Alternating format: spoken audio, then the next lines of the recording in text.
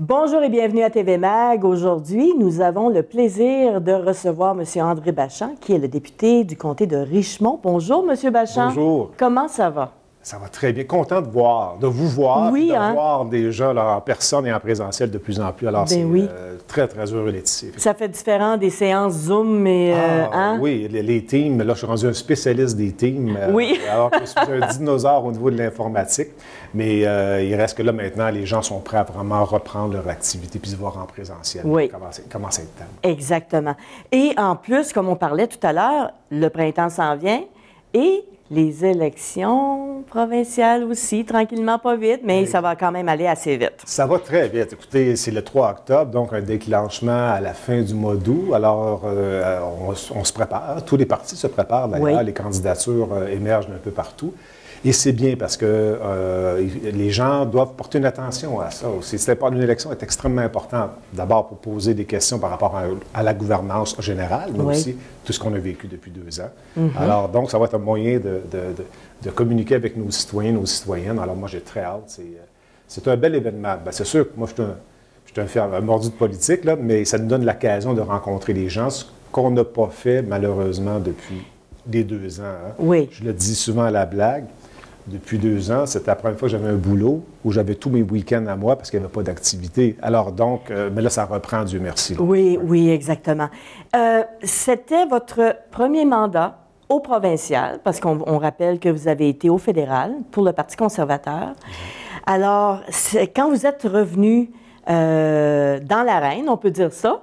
Effectivement. Est-ce que ça s'est déroulé comme vous le pensiez quand vous avez été élu? Bien, ça a été assez rapide. L'élection s'est bien déroulée et les résultats en soirée ont sorti très, très tôt.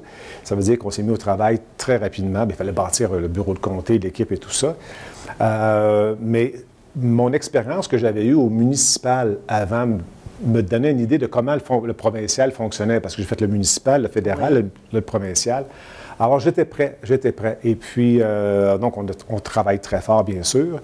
Et c'est sûr qu'il y a eu un ralentissement à cause de la pandémie. Mais, somme toute, c'est très motivant parce que le fédéral, j'ai adoré mon expérience au fédéral, mais on est plus loin de la quotidienneté des gens. Oui. Alors, le municipal, c'est le palier le plus proche, mais le provincial, par ses programmes, est aussi dans la quotidienneté des gens. Donc, ça, c'est intéressant. Ça veut dire qu'on peut intervenir puis faire une différence aussi. C'est ça que j'aime, d'avoir certains leviers pour dire à des organismes, des municipalités, on peut faire une différence ensemble. Oui, justement. Malgré le fait que, bon, tout le monde a été un peu pris au dépourvu par la pandémie, ça a été une façon de se renouveler autrement, de faire des choses différemment. Est-ce que vous trouvez quand même que vous avez été capable de garder le contact avec les citoyens?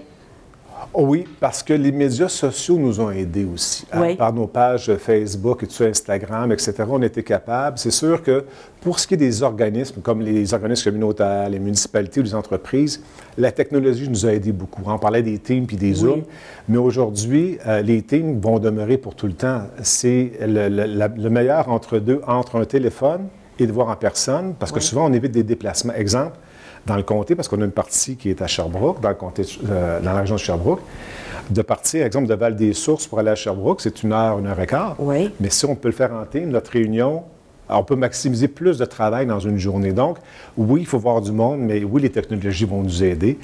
Mais on a perdu contact à cause des non-événements qu'il y avait durant 2 ans. Et puis, je vous dirais que ça a été difficile parce qu'à un moment donné, on ne savait pas la suite des choses. Les gens appelaient au bureau, puis ils nous posaient des questions qu'on n'avait pas les réponses, parce que souvent, la réponse se dessinait dans la journée. Oui.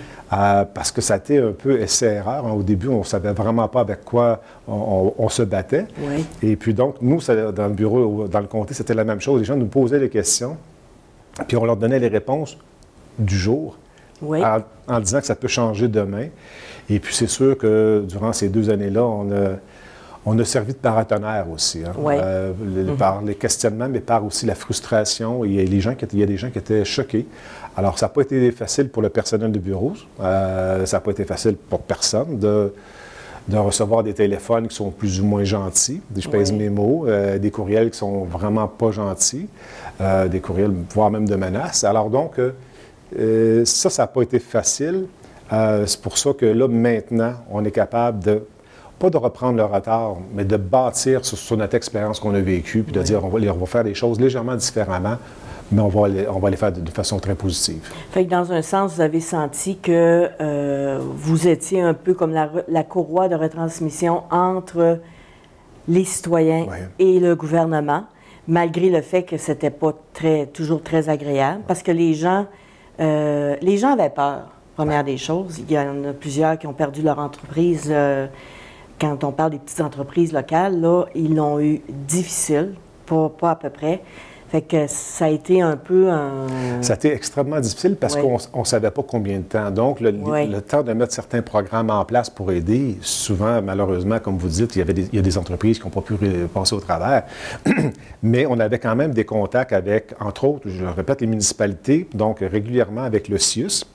On avait des teams, justement, pour savoir qu'est-ce qui se passait en Estrie. Alors donc, pour être capable de relayer l'information à nos citoyens. Donc ça, il y a eu une Moses de belle collaboration puis une belle cohésion entre les partenaires, les différents intervenants en Estrie pour dire, bon, on s'informe de la suite des choses. Mais souvent, ce n'était pas des bonnes nouvelles. Les taux d'hospitalisation augmentaient. Tu sais, le docteur Poirier nous informait régulièrement de ce qui se passait au niveau de la maladie. Donc, on a quand même gardé les contacts avec les différents intervenants et avec la population qui nous interpellait, bien sûr. C'est ça, exactement. On fait ce qu'on peut avec ce qu'on a. Oui, et c'était pas facile. Puis je prends l'exemple, par exemple, d'un monsieur en résidence, personne âgée. Il était confiné à sa chambre. Pas de famille, pas d'amis. Alors, il appelait au bureau, puis il appelle encore, on me disait cette semaine, qu'il appelle encore au bureau. D'une gentillesse incroyable. Il est seul. Il appelle au bureau pour jaser. 5, 10 minutes, 15 minutes. Puis, donc, ça faisait sa journée. Alors, donc, c'est sûr qu'on a parlé beaucoup de problématiques de santé mentale, effectivement, mais il y a des gens comme ce monsieur-là qui nous appelait, puis très gentil, puis... Il avait besoin de parler. Puis nous, ça nous faisait plaisir de l'écouter aussi parce que c'était fait d'une façon positive. Oui. Hein, alors, donc, ça vient de toucher, ça. Ça touche beaucoup, beaucoup, beaucoup. Puis, quand tu es en politique, si tu n'aimes pas les êtres humains, bien, fais autre chose. Hein? Donc, il y a une sensibilité très grande. Puis, depuis 2 ans, là, on l'a eu solide là, en termes de sensibilité. Parce que c'est pas facile. Absolument, absolument. C'était un rôle aussi un peu de comme vous dites, il y a eu beaucoup de problèmes de maladies mentales, mais de détresse. Fait que ça a été un rôle un peu différent du rôle régulier du député et de son équipe. Mais en quelque part, on en sort grandi. Hein? On en sort grandi, puis on a appris aussi à connaître les organismes qui font le travail, par exemple en santé mentale. Et on a travaillé de façon très, très, très étroite avec les organismes comme les centres d'action bénévole, entre autres la question de la nourriture, Moisson Estrie. Alors, on s'est rapproché de ces organismes-là. Alors, on les a aidés, bien sûr, puis on continue à les aider. Mais c'est ça qui a été le fun, malgré tout, d'établir des contacts plus étroits avec des organisations. Alors, donc, que ce soit toutes les CDC de ce monde qui font un travail absolument incroyable, on a appris à les connaître davantage en détail et on pouvait même référer des gens, ce qui est problématique. Alors, donc, que ce soit... Écoutez, des problématiques de suicide. Alors donc, la personne qui appelait, on la référait ou même on appelait pour donner une référence pour qu'il y ait quelqu'un qui puisse parler à cette personne-là, la réconforter. Donc, on a vraiment tout vécu au bureau. Vraiment tout vécu, puis avec une équipe absolument exceptionnelle. Ah, ça, j'en doute pas du tout.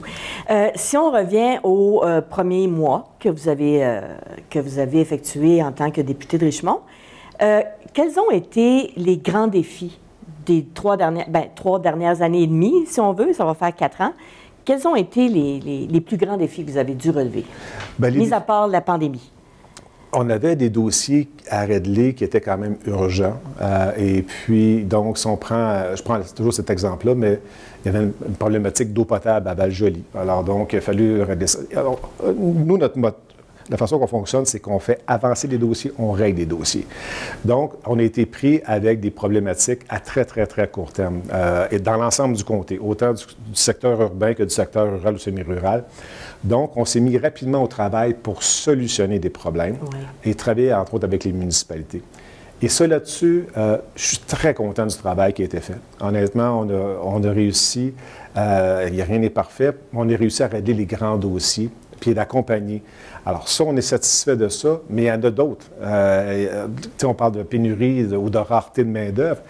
Ça aussi, on ne peut pas rien faire seul, mais l'ensemble des intervenants, les gouvernements peuvent faire en sorte d'aider, parce que dans le comté de Richmond, ça bouillonne, c'est positif. Dans la région de Valcourt, on le voit à tous les jours. C'est absolument exceptionnel, le dynamisme qu'il y a ici. Et on le voit dans la région des Sources, on le voit dans la région de Richmond aussi, Windsor. Alors, ça bouge énormément. Oui. Et ça, pour un député, là, c'est plaisant. Ça n'a pas de bon sens, comme on dirait au Lac-Saint-Jean. Alors, c'est le fun parce qu'il y a une prise en charge vraiment exceptionnelle du milieu. Donc, ça, pour nous, c'est important. Donc, sur n'importe quel dossier, que ce soit le CPE qu'on a annoncé à Racine, par exemple. À Racine, il y a un bouillonnement intéressant. Bon, la fromagerie, le tofu, le CPE.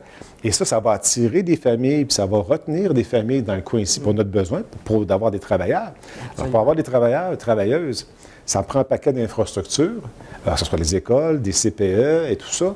Et là, on va avoir ça dans le coin ici. Bon, il y a une problématique de logement, mais il y a des projets. On entend des choses pour des projets d'habitation locative.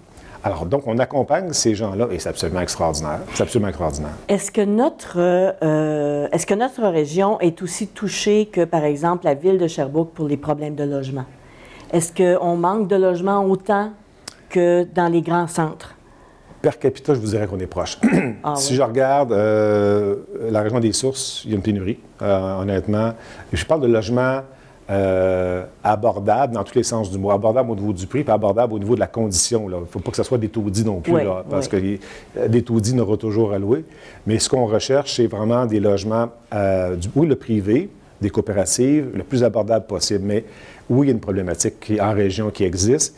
Il y a des projets qui s'annoncent un peu partout. On a annoncé dans la MRC des Sources, comme je disais ici, il y a des projets qui s'en viennent éventuellement, mais on a des problèmes de logement. Puis, les logements coûtent plus cher depuis 2 ans. Alors donc, les coûts des matériaux, ça coûte plus cher. L'avantage qu'on a en région, c'est le coût des terrains et la disponibilité des terrains est plus grande. À Sherbrooke, c'est une problématique pour construire des logements, des CPE. Les terrains appartiennent au privé. La réserve foncière de la ville de Sherbrooke n'est pas très grande. Et les terrains qui seraient disponibles, souvent, sont dans des anciennes zones industrielles ou semi-industrielles ou commerciales. Le sol peut être contaminé. Donc, l'acquisition du terrain, la décontamination fait que les terrains sont tellement dispendieux que la rentabilité du projet locatif peut être remise en doute. Alors donc, c'est une problématique qu'on a. Moi, c'est certain que dans le secteur de Sherbrooke qu'on représente, c'est Saint-Élie, Rock-Forest, Deauville. Fait que, la construction se fait, il y a moins de problématiques de logement à cet endroit-là, mais il y a une dynamique de manque de CPE. On en a aussi plus de 300 places, mais en région, c'est la même chose. Alors, la problématique locative demeure, mais les ententes sont là, fédérales, provinciales. Les argents sont là pour aider à des logements style coopérative ou abordable. Donc, on travaille avec le milieu pour leur dire, bien là, si vous en voulez, là, c'est le temps, les argents sont là. Parce qu'il y a un retard. Autant il y a un retard à prendre au niveau des CPE, autant il y a un retard à prendre au niveau du logement. Exactement. Est-ce que vous pensez que le fait qu'il y a beaucoup de gens qui ont quitté les grands centres pour s'en venir en région peut avoir affecté ça? Oui, à quel point, on ne sait pas, mais je suis certain qu'il y a des démographes et des sociologues qui travaillent là-dessus présentement. Mais moi, j'en suis convaincu parce que, moi, je demeure à Val-des-Sources et les prix des maisons ont explosé. Alors donc, il y a un élément extérieur sûrement qui vient jouer. Jusqu'à quel point, on ne sait pas encore, mais la Société canadienne d'hypothèque et de logement, par exemple, fait des études sur une base continuelle, donc on va devoir avoir des éléments de réponse très bientôt. Mais c'est sûr que les gens viennent s'installer en région pour la qualité de vie. Puis on espère qu'ils vont demeurer en région pour y travailler aussi. Alors, on y met tous nos efforts. Entre autres, il y a une compagnie qui s'appelle Cooptel qui nous aide beaucoup dans l'Internet haute vitesse.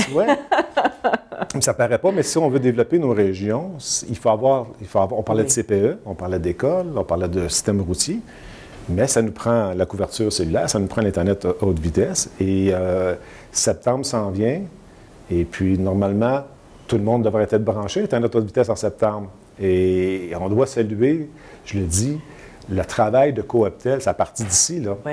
Là, maintenant, ils sont au Québec, travaillent d'une façon incroyable à brancher les foyers québécois. Et on peut être très fiers. Puis on ne sait pas comment les appeler. C'est sûr, les plus petits des gros ou les plus gros des petits, mais Cooptel est en train de devenir un joueur absolument exceptionnel pour la desserte. Et ça, c'est un fleuron. Hein? Puis moi, je le dis, je dis Cooptel, c'est dans mon comté. Alors donc, on en est très fiers. Donc, c'est tout ça qu'on travaille pour s'assurer, parce qu'on est un parti des régions, que les régions aient l'ensemble des leviers nécessaires pour leur développement. Et ça revient à tout ce qu'on vient de dire, le logement, tout ça. Et puis, on s'y attaque le plus rapidement possible. C'est ça. Puis c'est encourageant aussi dans un sens quand on regarde que les entreprises comme, par exemple, BRP, Verbon ou toutes les autres entreprises, je nomme ceux-là parce qu'ils sont à côté de chez nous, ça fait aussi qu'il y a des gens qui vont être plus disponibles à venir travailler pour eux. Ils vont avoir besoin ils vont aller chercher de la main-d'œuvre à l'extérieur beaucoup moins souvent, j'imagine, parce que si les gens s'en viennent en région, ça fait qu'ils vont peut-être vouloir... C'est le souhait, d'ailleurs, parce que BRP, bon, les deux compagnies que vous avez nommées engagent des travailleurs étrangers aussi. Alors donc, Valcourt, bon, maintenant, une ressource supplémentaire pour l'intégration interculturelle. On en est très content de ce programme-là. Et avec 2030, 2030, il faut dire 2030. 2030, oui. Plus 2030, c'est 2030. Alors donc, il y a des ressources maintenant pour s'assurer qu'au niveau des travailleurs étrangers, mais l'ensemble des travailleurs, c'est pas juste les travailleurs étrangers aussi. C'est que l'ensemble des travailleurs et travailleuses qui vont venir ici à Valcourt s'intègrent dans la communauté. Et ça, c'est un projet absolument incroyable. Je suis convaincu que ça va réussir parce que tous les partenaires sont là. Les entreprises privées, le communautaire, les municipalités sont là. Les gens qui sont là sont qualifiés en plus. Alors moi, je suis convaincu que ça va être un grand succès pour Valcourt et sa région. Tout le monde est prêt à les accueillir. Puis, c'est sûr et certain. Puis il y a beaucoup de choses qui ont été mises sur place justement par Valcourt 2030. 2030, exact. Pour accueillir ces gens-là, leur faciliter la vie. Parce que c'est pas facile quand on arrive dans un pays étranger ou même dans une région étrangère. Souvent, il y a la langue. Exact. Hein? Bon, comment on fait pour se faire une petite routine, où on va magasiner, où on va faire notre épicerie. Puis Valcourt 2030, là, ils font un travail absolument exceptionnel. Et puis, c'est un exemple que beaucoup de régions regardent. Alors donc, ça, on peut en être extrêmement fiers parce que les gens qui arrivent ici, parce que la région ici est bien dotée en termes d'infrastructures. Hein? Bon, là maintenant, à l'école, depuis quelques années, c'est le secondaire au complet. Ça, c'était quelque chose qu'on souhaitait beaucoup. Alors, les infrastructures sportives, écoutez, là, Valcourt est bien doté. Alors, puis après ça, si on veut sortir un peu plus en région, on a Maricourt, canton de Valcourt, Racine, donc qui a une façon de vivre un peu plus différente. Alors donc, c'est absolument exceptionnel, mais il faut, comme vous disiez, les attirer. Puis les retenir. Exactement. La rétention, et c'est pour ça que Valcourt 2030 fait un travail absolument exceptionnel. Oui, absolument. Puis ils n'ont même pas besoin de les attacher. Non, au contraire, parce qu'on on avait des exemples, là, que ce soit de prendre ces nouveaux travailleurs et de louer, d'aller faire du patinage à l'aréna. Pour plusieurs, marcher sur de la glace, c'est un petit peu bizarre. Et alors que là, tu peux avoir un plaisir fou à la québécoise de te promener. Et puis, écoute, on peut parler du musée, on peut parler du centre culturel, etc. Donc, il y a vraiment quelque chose ici absolument incroyable. Absolument. Est-ce que du côté, justement, de l'immigration, est-ce que notre région a reçu plus d'immigrants que les autres années ou les autres... J'ai pas les derniers chiffres. Ce qu'on a fait, c'est qu'on a voulu régionaliser parce que la région de l'Estrie, c'est la 3e région en termes d'attraction d'immigration. C'est d'abord Montréal, bien sûr, Québec, après ça, c'est Sherbrooke. Et la région de l'Estrie est quand même bien dotée en termes d'organismes, service au niveau canadien, par exemple, à Sherbrooke, d'ailleurs, qui vont venir travailler ici à Valcourt, avec Valcourt 2030.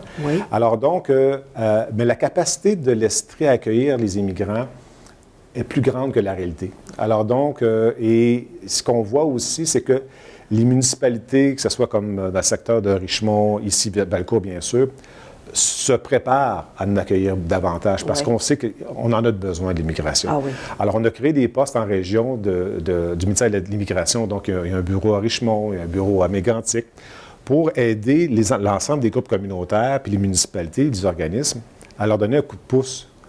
Comment fonctionner au niveau du ministère de l'Immigration parce que Québec contrôle une partie de l'immigration, mais Ottawa contrôle une bonne partie aussi. Donc, ce qui est santé, ce qui est justice, c'est Ottawa, les familles, tout ça. Alors, on essaie on est en négociation d'ailleurs avec le gouvernement fédéral pour être capable d'avoir l'ensemble du pouvoir d'immigration au Québec, parce qu'il y a des délais aussi. Puis les délais, c'est absolument incroyable de prendre 2 à 3 ans à 4 ans pour avoir ta résidence, ça n'a aucun espèce de bon sens. Ça décourage l'immigration et ça se parle dans les autres pays au niveau des services consulaires. Donc, on peut en faire plus. On travaille fort. La pandémie, encore une fois, ne nous a pas aidés. Mais ça va nous prendre plus d'immigration en région. Donc, si ça prend plus d'immigration en région, ça va nous prendre des organismes comme Valcourt 2030 pour aider. Parce que si des nouveaux travailleurs arrivent et qu'il n'y a pas un soutien de la communauté, ils vont partir. Absolument. Alors, donc, c'est sûr. Alors, l'immigration, ça demeure un défi constant. Est-ce que vous pensez que ça va faire partie des prochains projets pour le gouvernement, pour les prochaines élections, de demander à avoir le contrôle total pour l'immigration, pour faciliter l'immigration? Nous, ce qu'on aimerait, c'est que le fédéral contrôle, encore une fois, la question de santé et le dossier criminel, mais que tout le reste, réunification familiale, etc., travailleurs spécialisés, travailleurs investisseurs, que ce soit contrôlé par le gouvernement du Québec, parce que là, on dédouble le travail. Il y a un travail qui se fait par des fonctionnaires à Ottawa. Ils sont en retard de plus de 40 000 dossiers par rapport au Québec. Puis nous, on a notre travail à faire, donc on ne peut pas compléter tant et aussi longtemps que Ottawa n'a pas fait sa partie. Donc, on essaie on a une bonne collaboration, mais les résultats ne sont pas là. Alors, c'est sûr qu'on demande au gouvernement fédéral de nous transférer les pouvoirs en immigration. Ça avait été négocié dans le temps, puis ça a été une bonne entente qui a bien fonctionné, parce que le Québec veut pas. On est en terre francophone ici, majoritairement. Donc, notre problématique, elle est différente des autres provinces, des autres États américains. Donc, notre statut est spécial et spécifique, donc on a besoin d'avoir les ressources réglementaires. Êtes-vous content d'avoir refait le saut en politique? J'allais vous dire, mais je ne sais pas si c'est un bon exemple. Je dis souvent que la politique, c'est un virus, mais je ne suis pas sûr que c'est un bon... mais c'est un bon virus. C'est un bon virus. Moi, il faut dire que j'ai tombé dedans quand j'étais jeune. Si je n'avais pas peur de l'électricité, je serais peut-être un pas pire électricien. Si je savais peinture, je serais peut-être un pas pire peintre. Mais moi, c'est le contact humain. Hein? Donc, c'est de la politique. Puis je ne regrette pas. J'ai fait 11 ans dans le monde municipal, j'ai adoré. J'ai fait 7 ans au fédéral, j'ai adoré. J'étais à Ottawa comme chef de poste du Bureau du Québec pendant 4 ans. J'étais allé à Paris comme ambassadeur de l'UNESCO. Puis là, je reviens dans mon patelin. Alors donc, tous les contacts, l'expérience que j'ai, je le dis humblement, ça sert au travail au niveau du Québec. Ça aide, puis d'après moi, puis avec l'équipe qu'on a au bureau, avec les différents cabinets aussi, on est capable de bien travailler puis d'avoir des résultats. Comme je le disais tantôt, on fait avancer les dossiers, on règle les dossiers. On ne fait pas de miracle. Hein? Non, le miracle, c'est à La Rochelle ou à Beaupré, mais on est capable, on travaille bien, on a une bonne fonction publique. Souvent, notre rôle, c'est de s'assurer que la communication entre le promoteur, qu'il soit organisme communautaire, entreprise privée ou municipalité, et les fonctionnaires au dossier, que la communication soit faite correctement. Souvent, c'est ça aussi. Qu'on comprenne bien les enjeux de un et de l'autre. Alors nous, souvent, tout ce qu'on a à faire, c'est d'accompagner et de s'assurer que l'information soit bien partagée. Alors moi, je suis très heureux, je suis extrêmement heureux, puis je suis chanceux de représenter les gens de Richemont. Honnêtement, on a un comté fantastique, unique. Hein, parce que c'est quand même le 3e plus populeux, pas le plus grand, mais le 3e plus populeux au Québec, avec au-dessus de 80 000 personnes, mais avec des dynamiques différentes. 40 000 personnes qui vivent en milieu urbain, à Sherbrooke, puis après ça, j'ai 40 000 personnes qui vivent dans les municipalités comme Valcourt, comme Richemont, comme Windsor, ou encore plus petites, comme Kingsbury.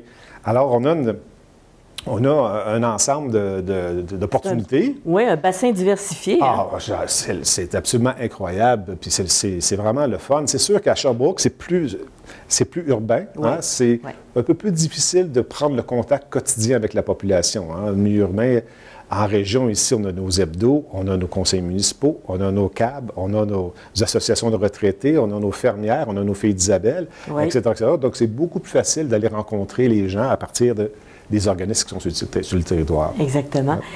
Ouais. Est-ce que vous trouvez que la politique, autant provinciale, municipale, fédérale, a changé depuis vos premières années? Ah, complètement. Oui. Bien, le travail demeure le même. Oui. La façon de le faire a changé, mais c'est la manière que les gens réagissent au travail que tu fais. Là, ça a complètement changé avec les médias sociaux. Oui. Moi, je me souviens, quand j'étais au monde municipal, bon, la parade du Festival des gourmands. Hein? Oui. Bon, les gens applaudissent ou applaudissent pas, mais il y avait peut-être une personne qui m'envoyait promener. Hein? C'est arrivé une fois, à 11 ans. Pas pire. Non, c'est pas si pire. Je dis promener, mais c'est autre chose, là. Aujourd'hui, c'est sur une base quotidienne où on reçoit des courriers de bêtises, des courriels de bêtises ou des téléphones de gens qui sont déçus. Donc, ça prend une carapace.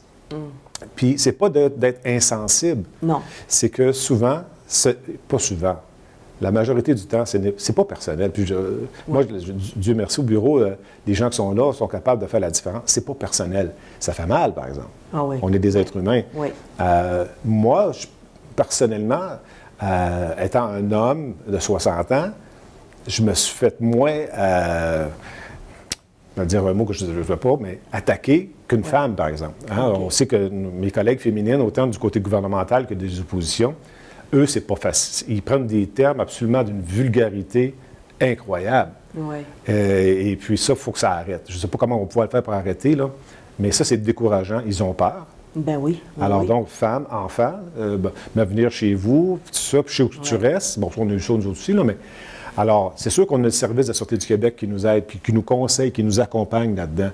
Mais on ne va pas se promener tout le monde avec des gardes du corps, là. Ben non. Alors, c'est ça qui a changé. Donc, les personnes qui vont embarquer en politique, il faut être fort et forte. Surtout forte, je dirais, parce qu'encore, c'est les femmes qui l'ont plus difficile. Ouais. Et de ne pas prendre ça personnel. Ça, de créer cette distance, c'est pas facile. Mais on est des êtres humains, on est sensibles, on fait de la politique, on est là pour aider Exactement. les gens. Donc, on a une grande sensibilité, mais il ne faut pas le prendre personnel. Même si des fois, je le prends personnel. Alors, oh oui. Ouais. Veux pas. À un moment donné, ça vient que ça nous rentre dedans. Ça nous touche parce que c'est bombardé sur une base régulière. Puis là, on a eu la démonstration avec la COVID. C'est régulier. Mais au bureau, on s'arrange pour... ils me protègent aussi beaucoup. Alors, puis on se parle régulièrement, ce qui fait en sorte qu'on peut souvent désamorcer là, des petites bombes qui nous arrivent d'individus qui sont pas tout à fait faciles à gérer. Oui, je comprends très, très bien. En terminant, vous avez encore, c'est sûr, vous avez encore beaucoup de dossiers à traiter avant les prochaines élections. Oui. Comment envisagez-vous les prochaines élections? Bien, je les envisage.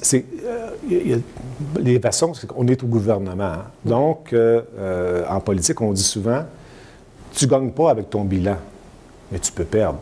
On en a des exemples. Il reste que notre bilan, malgré la pandémie, va être extrêmement positif, mais un bilan, c'est pas assez. Il faut arriver aussi pour la suite des choses. Oui. Hein? Parce qu'un gouvernement, souvent, ça prend au moins 2 mandats pour être certain d'avoir mis l'ensemble des infrastructures qu'il veut, puis la pandémie nous a retardé un petit peu. Donc, c'est sûr que le prochain mandat, tant dans le comté de Richmond, en Estrie qu'au Québec, la plateforme électorale s'en vient rapidement. Alors, on va avoir aussi pour la suite des choses. Donc, oui, on va parler de notre bilan avec fierté. Moi, c'est sûr qu'avec mon équipe, on va publiciser les réalisations qu'on a faites dans le comté. Mais oui, il y a des choses qu'on voulait faire qu'on n'a pas réussi. Un exemple rapidement, la question de médecin de famille. Alors donc, là, présentement, on travaille fort avec le CIUS et les 2 cabinets, celui de M. Dubé et M. Carman, pour trouver des solutions à court terme. On en a mis.